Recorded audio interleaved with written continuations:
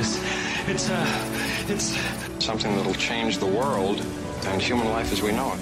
He knows. He's seen the light. When Monty talks, it's painful. Monty, you have been so instrumental in kind of pointing me in the right direction. It was about looking at your character defects in spirituality. It's the integration of clinical practices with the 12 steps. It's an absolute pleasure. He certainly knows a lot of people. He's got a lot of energy, and sometimes when you don't have so much energy, he picks you up and carries you. Having the Monty Man there certainly helps. This is one of the places that is about the business of the solution.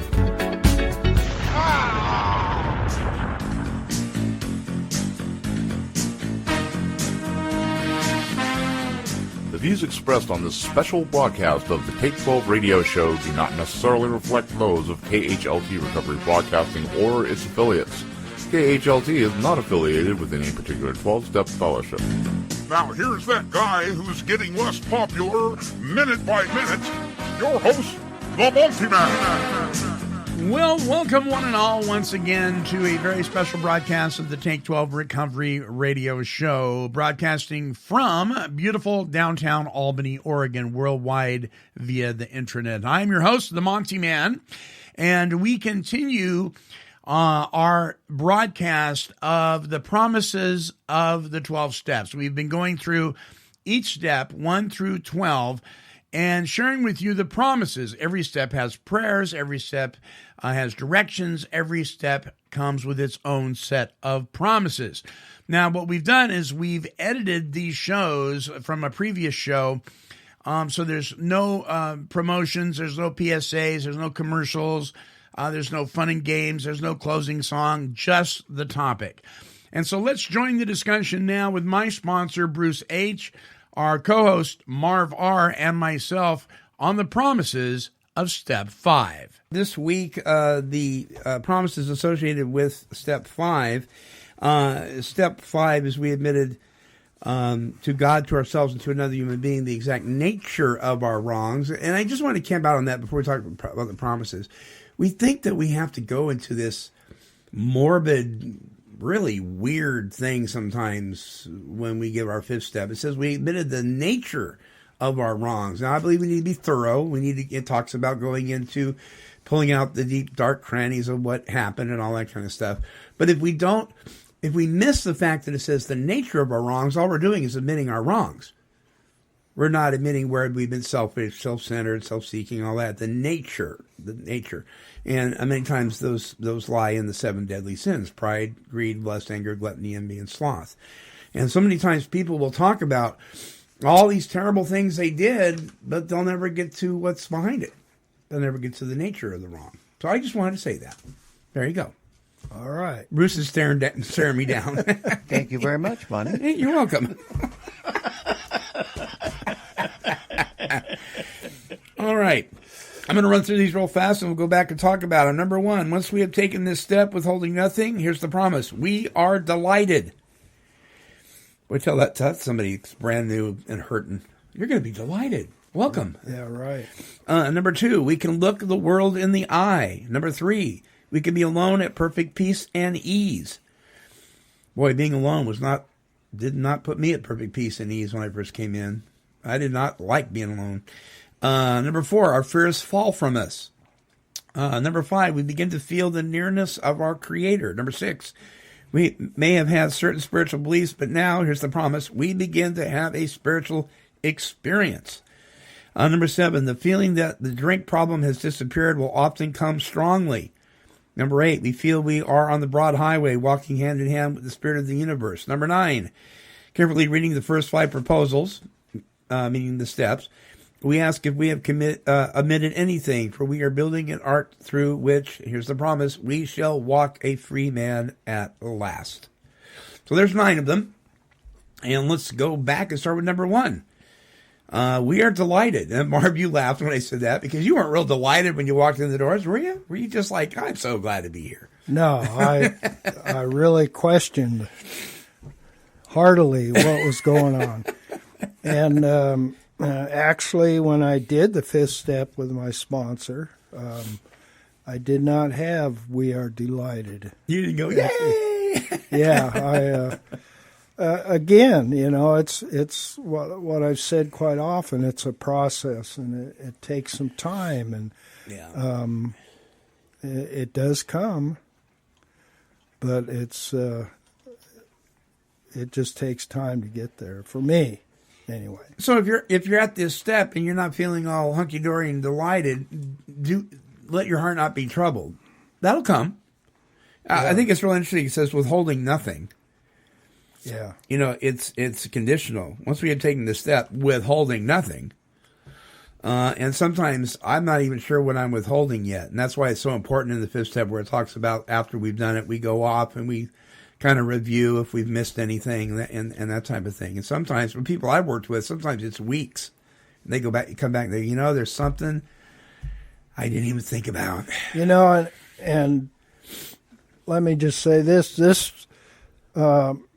they suggest to do this fifth step, and so you do it regardless of how you feel about it. You do it because it's part of the principle for recovery of right. So it says we're delighted. To me, that's a feeling, and I'm worked really hard for a long time not to count on my feelings so much. Yeah. But just the fact that I did this, which was really quite a while ago,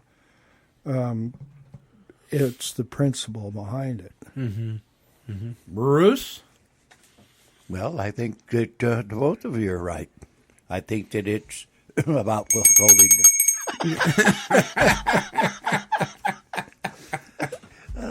And I think it's about a growth process, learning to do this. There's things that we don't know. Yeah. Yeah. Yeah. And I have to say that it was, when I read it, I first thought it was just like Marv is talking about. No, that didn't happen to me. Right, me either. So delighted when I first went through this thing. And I am today, and I can tell you why. Because today I have a relationship with God. Yeah. See, so. And that is a delightful thing to experience. That's where my delight comes from. Yeah. When I respond to these things, and when it becomes a part of me, and I can actually participate, right. In life or whatever it is I'm doing.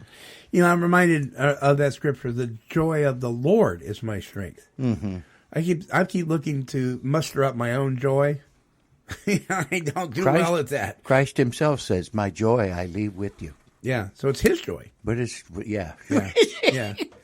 Yeah, which we can experience even when we're not feeling delightful, right? I believe it's spirit is what he's talking about. Yeah. Mm-hmm. Well, number 2, we can look the world in the eye. This was a great promise for me because I couldn't look anybody in the eye.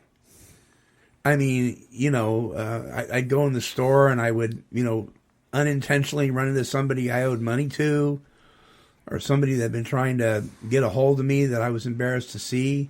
I was working in ministry, and I kind of fell off the face of the earth, and I'd see one member of the youth group or something, and I'd have to go down another aisle of the store. I couldn't face it. Mm-hmm. I couldn't face it. What about you guys? Well, I think this is a process, Yeah. But I do understand. I think the heart of what they're talking about here, like we were saying, Neuter, we can look the world in the eye. It comes with understanding and reliance, Mm-hmm. and to be able to, like you say, if somebody comes in, and to be able to look at people in the eye, to know you've done your best to cleaning up the past, and Marv, what about you? Well, it's pretty hard to look the world in the eye when you come from a world of shame. Yeah, shame will cause you to keep your eyes downward. So, on the risk of trying to saddle a dead horse here. I'm just going to say that, again, this is a growth process. Yeah. Today, I can pretty well look the world in the eye. Yeah. Yeah. Me too. But I'll tell you, I mean, I remember sitting in 12-step support meetings and somebody would walk in the room that perhaps I had wronged or maybe even drank with. And I'm thinking, well, thank God I'm here and they're not going to ever come here. And then they'd show up and I'd like be hiding. Yeah. You know, I had my hat down over my face. I mean, yeah, it was real. It was real rough. Number 3, we can be alone at perfect peace and ease. I know this is also a process, but I remember moving from I just couldn't be alone. I'd hang out at the recovery club all day long back when we had one here in town. I was scared to death to be alone because I was afraid I'd drink, you know. And so there was some real good things available for me to latch onto, and those were important and helpful. But, you know, the doors do close and, you know, nighttime falls and it's time to go home. And that was horrendous for me. I'd pace the floors. Because I didn't have this connection with God to where I was so dependent on the meetings and the recovery room or the recovery club and all that stuff, that I was white knuckling it until 7 a.m. when the recovery club opened up again. Because I hadn't developed this I knew who God was, but I hadn't developed the relationship I have today. So it was really, really difficult for me. Now I cherish some of my alone times. I really do. Yeah. I really, really, I'm going to cancel that. Okay, I really, really love it when I can be alone. People leave me alone. So what about you guys? How's that worked out for you guys? Do you like being by yourself sometimes today versus in the beginning? Well, or are you a social animal? I cherish it. Oh, okay. Yeah. You know, I there's times when I look for that and try to find a place where I can be alone. Now that's a little strange when I had thought that before, and I put myself into a position where I drank and used alone. You know, I wanted to be away from everybody, and I found myself in this little room with no windows and, you know, and no way to get out. We're talking about my addiction. But there's no peace and ease there, though. But you wanted to be alone. Yeah, but this is a time where I like to spend time, you know. Right. And that time is usually in prayer or meditation or just some wanting solitude. to relax. Yeah, just some solitude. Yeah. What about you, Mark? Oh, the problem that I had and still have is I spent too much time alone. And because you've mentioned before that you're not Mr. Social. Right. And I've always in your drinking had the problem. And yeah, I in your pretty drinking much, and in your sobriety. Yeah. Yeah. Once in a while I'd go out and drink, but most of the time I was by myself. And I was just thinking, trying to remember the quote from Proverbs where Solomon talks about, and I can't bring it up right now, but it has to do with those who are alone are selfish. That's paraphrased. Yeah. And so I think part of my problem it has to do with self-centeredness. But also, I know there's some fear behind it when I get in large groups of people. Right. Because the way I was raised up, I was always daily told I would never be good enough. I was ugly. I was not worth anything. Wow. And all that kind of stuff. So this has been a real problem with me to be involved socially. I mean, I do some, but obviously, but it is a problem. Yeah. And believe me, there was no perfect peace and ease in it. Yeah. Yeah. So you attend a 12-step support meeting that for the size of this county would be considered large. It would be considered large in L.A., but it would be considered large here. Has that helped you, or has that been a struggle at times? It's still a struggle. Yeah. But I fight it. I mean, I know that all this stuff going on inside is not correct. Is it easier for you to show up early and have people kind of come in? Or I usually show up right when it starts? 10 minutes before the meeting or something like that. Okay. But it's something I'm working on, and something that is getting better. And like Bruce mentioned, a lot of times when I'm by myself, I am studying and reading and praying. And so your preferred default is to kind of be alone with your thoughts, right? I mean, some people prefer that over being social all the time. Some people are social butterflies and they just have to be around people. You kind of like the solitude. You and your horses and yes, yeah, and no sheep. No sheep. Who would we argue with? If we're alone, maybe we'd have to argue with ourselves. See, Bruce is taking the stance that we are required to argue. And part of I'm that, a people person. Part of that too is my what I think, and this is a problem. What I think is being able to communicate real well in a big social gathering. And yet, of course, you know and are very aware of the fact that when you share, people will tell you on usually a kind of a regular basis that you have a very elegant way of sharing, and people get a lot out of what you say. Do you feel like that, though? Not particularly. Yeah. Isn't that amazing? Isn't that amazing? Yeah. Yeah. Isn't it? I will admit it's nice because that confirms the fact that maybe I'm part of something. Mm-hmm. So, yeah, it is nice, but I don't... It's not real comfortable to hear. Yeah. Yeah. Yeah, I hear you. I hear you. Number 4, our fears fall from us. This is huge, right? Because aren't we so fear-based? Yeah. Now, this one here, the minute I started to practice it, it started to take place, and I noticed it. Now, I don't think, I believe it's a process like Marv's talking about. And he likes to point out here first. It does. It's a process.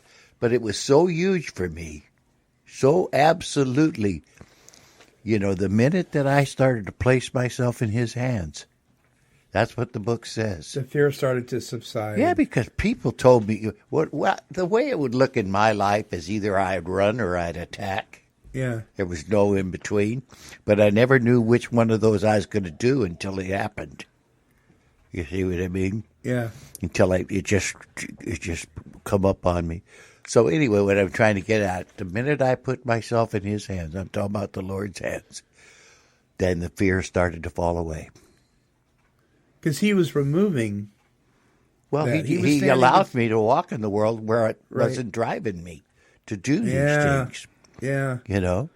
And so it was really huge for me.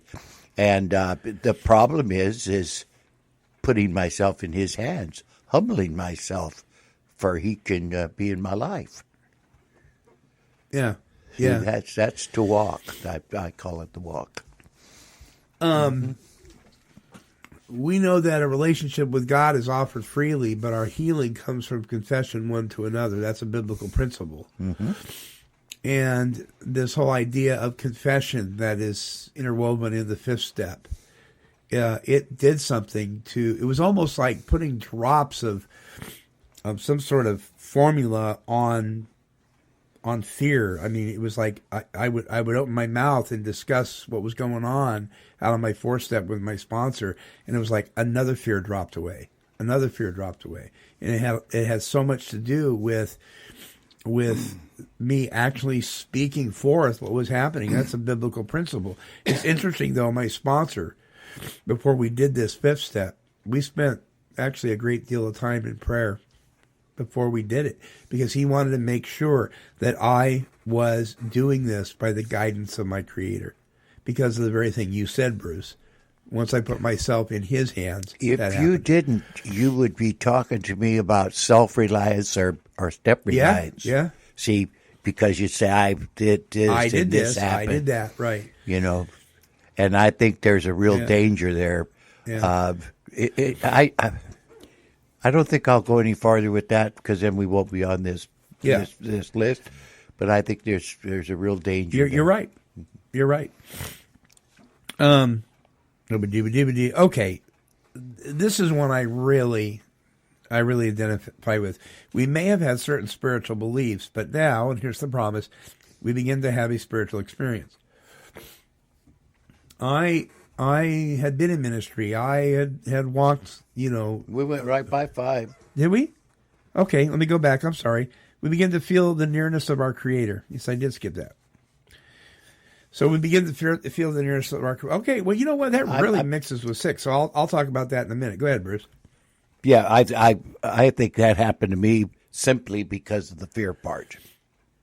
So you felt closer to God because the fears are falling away? I said, wow, I wonder if he's real. Yeah. See, I'm talking about going through this step, because I actually went through the steps before God come into my life. Uh-huh.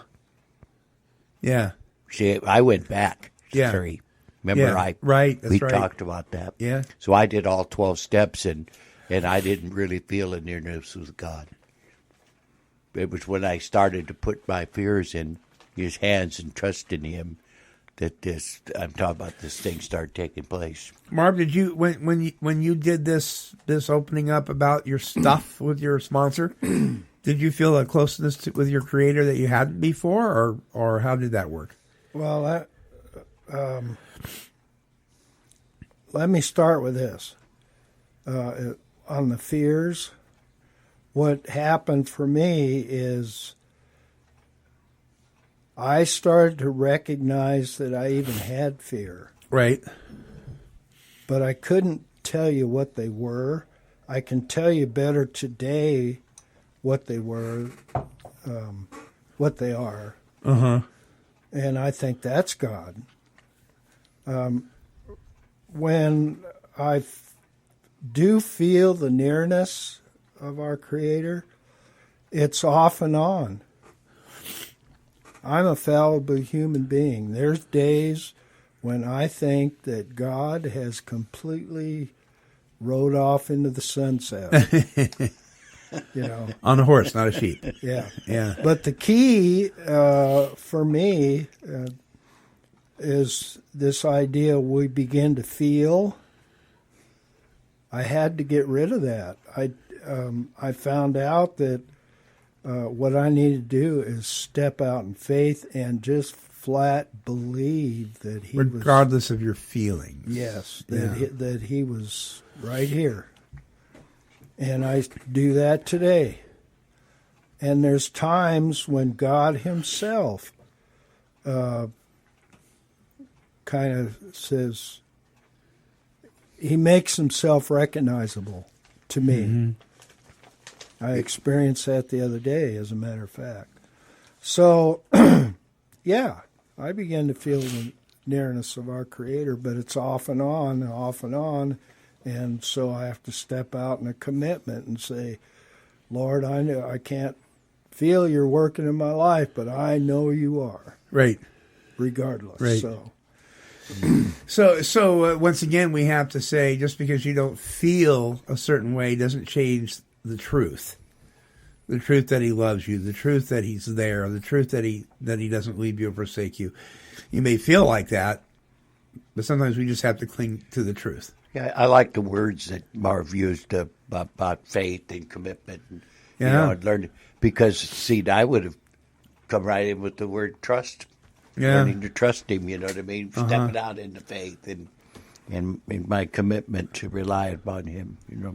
And that, going back to what you said a little while ago about the ability to share with people. Right. And Bruce has been on the other end of this thing.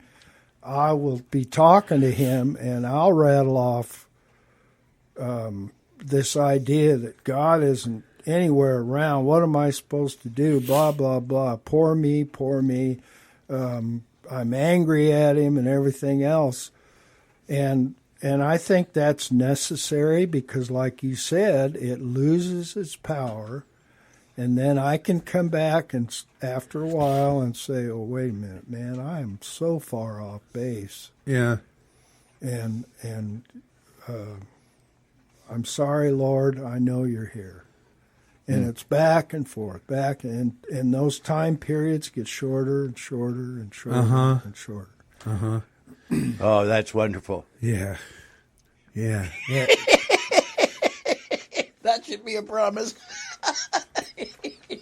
Oh, wow. Yeah. So I began, something happened in me when I went from a believing to actually experiencing what I thought was true. And so, number 6, we may have had a certain spiritual belief, but now we can have a spiritual experience. I believed, and I mean, you could have hooked me up to a lie detector test, and I would have passed it. I believed that I believed that I believed that I believed. There was no doubt in my mind who God was in my life, what His will for me was, the whole 9 yards, the call I believed that He had on my life. And I went through that for years. But I hadn't experienced being close to Him. You want me to tell you what I think they meant by this? Yes, please. Spiritual experience, especially here, when he put it here. You start to have a God consciousness. Mm-hmm. You know that's good. And I think that's what the writers originally had built. Now, I don't know this. Right. But that's the take I've taken on this. I kind of think you're right. You know, and I because on paper, when I say I believed, it was like on paper. You know what I mean? I got in a car accident, almost got killed, and it was while I was drinking. And so I did a, complete turnaround. I'm going to go to Bible college. I'm going to do these things for God. I'm going to give my life to Christ, and I'm going to change the world and all. I had all these grandiose ideas that I thought I was supposed to do as a sign of my true repentance from my drinking and driving. So I went to Bible college, and on paper, got drunk. Yeah, I learned how to drink even better in Bible college. It wasn't Bible college's fault, but I was away from mom and dad. The whole college thing. But I did, and I stayed sober for a while. White knuckling it to the max, trying to get through, bless his heart, Dallas Missouri's Life of Christ class. I had to take like 3 times because but I went through this experience of education and my commitment to God on paper, but I wasn't walking with Him. I really thought I was. I believed I was, but I wasn't experiencing this nearness, this God consciousness at all. And I was and I didn't know that then. When you took your 4-step and you took a look at those things, did it reveal to you? Absolutely, it did. Mm-hmm. You bet it did. Saying, here you are, a man of God, and I'm just the opposite. I wanted nothing to do with him. I was terrified of him. And yet the same steps, because they revealed what was blocking me. And you were walking without Him, and I was walking without Him. Mm-hmm. And here I thought I was, doing. I really believed in my heart of hearts that I was doing if it wasn't harder for you. They say it is. I think it was. Because my sponsor had to keep telling me, give it back. You're taking back what you think you know. Oh, give it back. Because I was going, yeah, but. He says, every time you say, yeah, but, you're taking back the stuff I told you have to give to me for a while. And he was right. And just a side note there, it's really interesting. You know, Ebby went back out and drank, right? And we talk about Ebby's influence on Bill and everything. My sponsor, who showed me a lot and gave me really helped me walk into this relationship with God, he went back out. Yeah. See, Bill really owed a debt to Ebby, and he hung in with him all them years. You know, he went into a couple of programs, lived in that house for a while. So it was, you know, he really believed he owed him a debt because he brought this thing to him. Yeah. And here's the thing. Here's the thing. I say that because I hear a lot of people say, well, Ebby went out and drank. I mean, after he said he had religion and all this stuff, then he went out and drank, so it wasn't valid. No, that's not true. No. It was valid. What my sponsor taught me was valid. His relationship with God was valid. But the truth of the matter is, he went out and drank. That has nothing to do with invalidating God. No. You know. Yeah, it's like we're talking about you went to Bible college and all this. I'm not invalidating God. No. But a lot of times people think I'm talking about God. Right. Because I said, well, I think what's important here for the newer people that are trying to get this thing is, it's been my experience that spiritual experience comes as in natural living situations. So many people, they look for this grandiose burning bush type thing, right? For a spiritual experience, when all they really need to do is sit down and ponder what's been going on, what happened back here, and for everybody it's going to be different. Yeah. What came out of a certain circumstance and stuff like that, and then doing that, you realize that how could that happen? You know? Yeah. Whether it has to do with relationships, finances, work situations, whatever. You're sitting there looking back on it. Well, I couldn't have worked it out any better myself.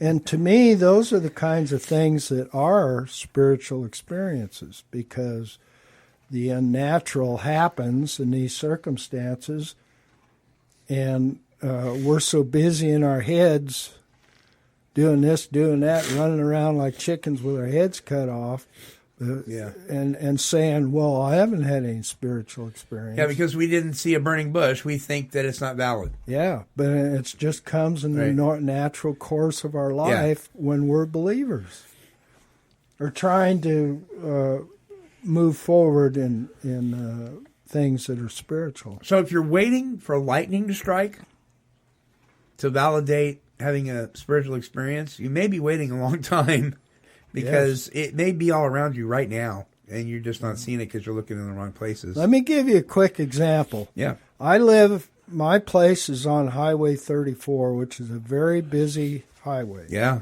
Okay. On at least 3, maybe 4 occasions, I've had horses get loose. Well, one of my biggest fears is one of them guys is going to run out on the highway and get run over, you know. Yeah. Do you know that out of all the times that that's happened, one horse actually run for the gate to go into the highway, and he stopped and turned around and went back the other way. And how does that happen? Yeah, you don't have one of those No, metal things that he just stopped and turned around. Yeah, and so I've sat down. You know, I mean, this has been a while back, and I thought about that, and I thought that can be nothing else but God working in my life. Yeah, because horses, you know, they're not very smart. They don't know there's 18-wheelers rolling down that road. And you're on a curve too, aren't you? Kind of? Well, I'm just past the curve. Just past the curve, yeah. Yeah. And not one of them has ever went out on the highway. And of course, I'm overly cautious. I don't want him to get loose by any means, but once in a while you get a hammerhead and he does something, pulls away or jerks and runs off. And so... Well, it sounds like some people I've worked with in the program. But see, that's in a normal course of a day. Yeah. You know, and I'm really grateful. Mm-hmm. It's taken me a while to adjust to what Marv is saying, you know, to come to the realization that there can be spiritual experiences in that, you know. Right. And because this thing that happened to me was the light of, you know, molting light that comes down and hits you and just turns your life over. You know, it wasn't a light; it was God Himself. Yeah. You know, and so that's my spiritual experience, and I don't understand that some people it comes gradual and that they are able to see the beauty of this thing in everyday life. Mm. But see, who am I ask myself, that's not so. You know what I mean? Who am I to say that it has to happen the way it happened to me? Boom. Or like it happened to Bill. Maybe God knew that's what had to happen. I just you see, I think that's it. But I think that's to it. learn and to see that, right? You know what I mean? So I think if Barbara's right, and I like what he said, that's been his experience, and I think there's a real truth in that. Well, you look at the difference between Bill and Bob. Yeah. You know, here's Bob. He was having an spiritual experience with God growing up.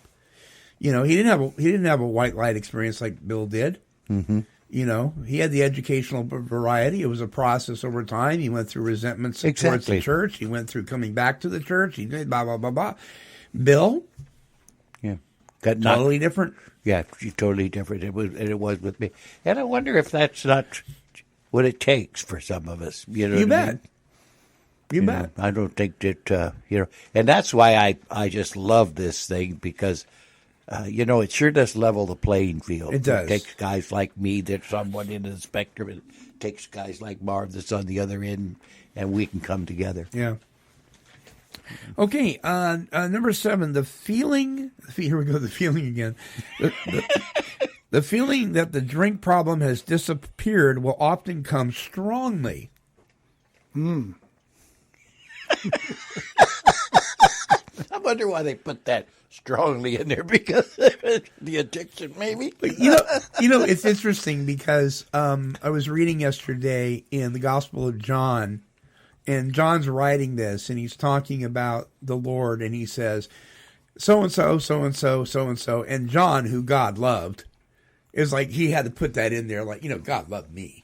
I'm the one he loved. You know, I think we take certain liberties when we write things, you know, and I know that Bill was no different. Bill loved to edit what he wrote and then republished, and that we see that some of the changes in some of the writings, but it's almost like the feeling that the drink problem has disappeared will often come strongly. You know, was this his experience? Perhaps it isn't going to be with everybody's. I will tell you that the feeling that the drink problem had disappeared when I did my 5th step came strongly because of my ego.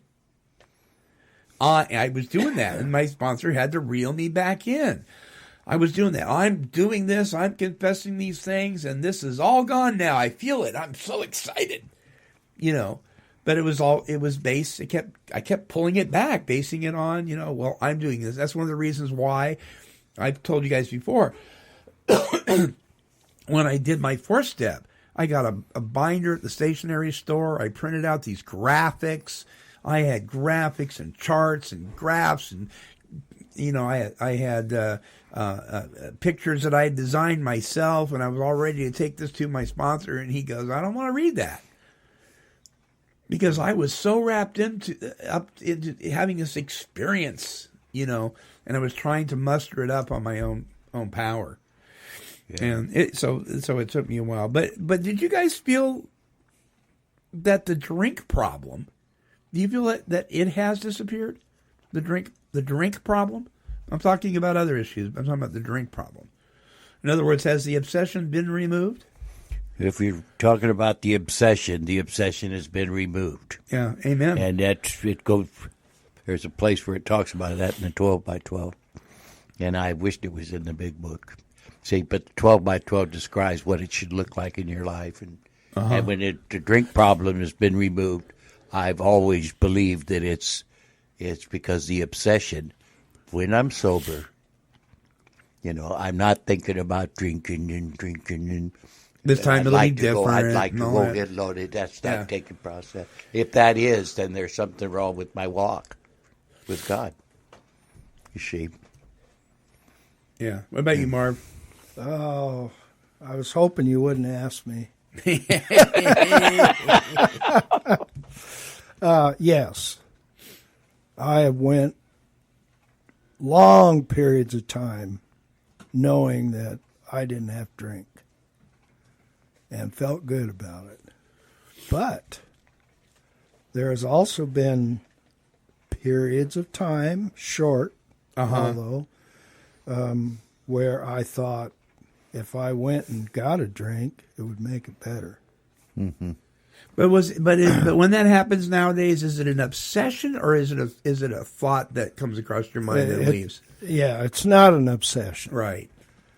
But it puzzles me how fallible we can be. Oh yeah. And our minds will do that, And, well, you need to go get up against the bar and drink a while, and you'll feel better. Mm-hmm.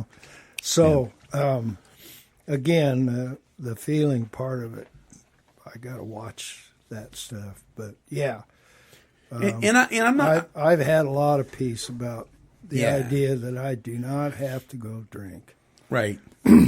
Right. Yeah. Me too. But I'm not claiming that we should go around blaming the devil for everything. But sometimes I think the enemy of our soul is trying to convince us of things, and so we'll hear that voice that says, do it like you always did it. Yeah. And it may not be our obsession. It just may be a spiritual. Of course, part of the deal, too, even though I drank a lot alone, part of the deal was, no man is an island unto his own self. So I would go to the bar and drink, and that would be my sociable part of me. Yeah. Having the need to socialize, well, Right. the only way I knew how to do it was go get. There was a lot of times that my feelings, and I felt good because of this, this drugs or alcohol. And I think that tries to be pulled up, conjured into my head that if I could do this or do that, and, but it doesn't get in there and fester, that kind of thinking. I'm going to skip to number 9 because I want to spend some time on number 8 because we're getting close to wrapping it up. It says, "We shall walk a free man at last," is the last one on here. And I think that is a result of confession one to another. Right? I think we experience freedom when we open our mouth. It takes the power out of it, like you were saying, Marv. But let's camp out here for a minute with this one because we all have some issues with this. It says, "We feel we are on the broad highway, walking hand in hand with the spirit of the universe." So here's a promise. We feel we are on the broad highway. Being people of faith, this is a term that at least bothers me because sometimes I forget what the heart behind it is. I believe the road is long, the road is narrow, the path is narrow. It is not widely traveled by many, this road to this relationship with our Creator. And I think as far as biblical principles goes, it teaches that broad is the way of the destruction.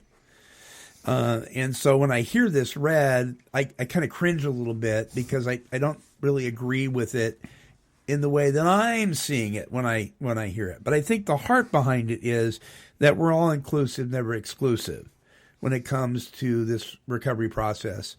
Definitely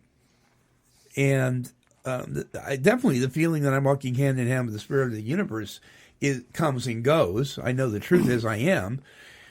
But we were talking about this. Marv, you said you had an issue with number 8. We feel we are on the broad highway. Talk about that. Well, it's basically what you just said. Yeah. Really. And what I was thinking about while you were talking was the broad highway, to me, is a starting point. Okay, so along the way, then you get into, if you do read the bigger book, it talks about the idea of planting seeds in rocky soil, not so good a soil, good soil. Yeah. And so what I'm trying to say is, as you walk the broad highway, God loves everybody. There's no line there. He does. He so loved the world that he gave his only begotten Son. So people who first start on this broad highway may not have that realization. Right. And along the way, at least for me, that road has gotten narrower and narrower and narrower as I try to understand God, understand what my purpose is, what he wants me to do. And then if the seed is in good soil, I'm going to continue to grow, but at the same time, growing and going down this road is going to continue to get narrower. And I think that's why the Bible says that it is a narrow path, you know. Yeah. But yeah, I took exception to it right off the bat because I realized that it's not a broad highway, and we're not. God's serious in what he says in his word, and it because he loves me and his grace, then it's necessary to me to do what he wants me to do, to believe what he says is truth. And when you do that, I don't see how the road can stay wide. No. People fall off, and the road gets, the participation in that road narrows.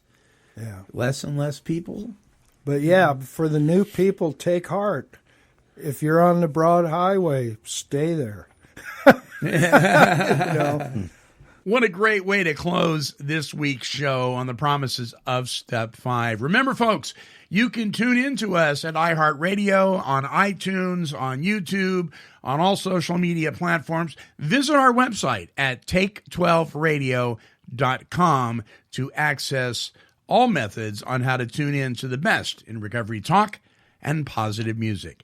Until next time, this is the Monty Man, and we are wishing God's perfect serenity for you. Bye-bye now.